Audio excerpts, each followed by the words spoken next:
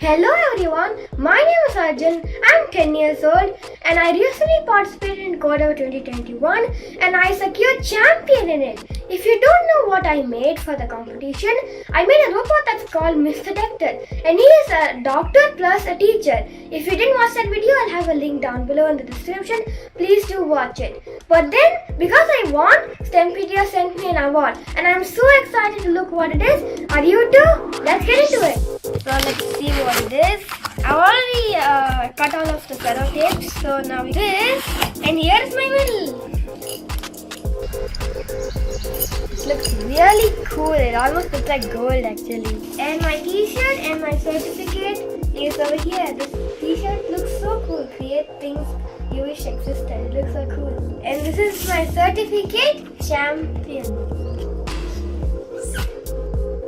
And the thing I've been waiting for is the laptop.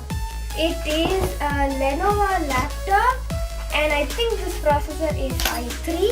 Yeah.